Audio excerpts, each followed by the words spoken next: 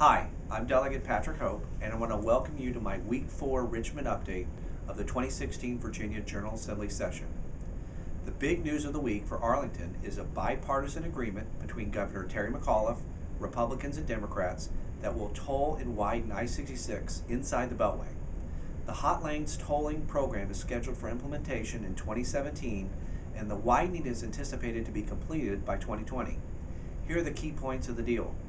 It converts I-66 inside the Beltway to express lanes during rush hours in peak directions.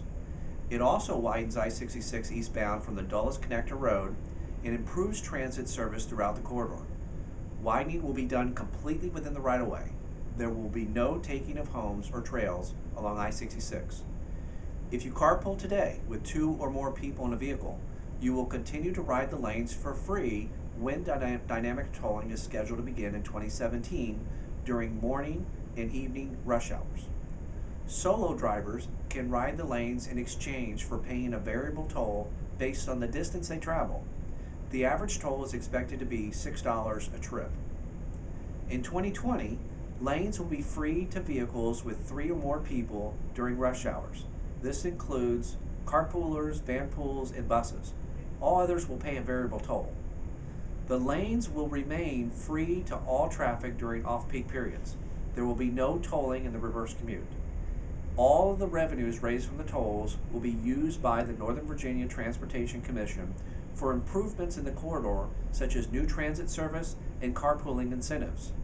The estimated toll revenue in 2018 will be around $18 million per year. Toll revenues will finance the environmental work and construction to widen I-66 eastbound from the Dulles Connector Road to Ballston, eliminating the current bottleneck inside the Beltway. The estimated cost of construction is up to $140 million and will be funded with increased revenues from the recently passed federal law to fund the nation's highway infrastructure and through improved state revenues. No revenues will be taken from recently recommended projects that were released in January.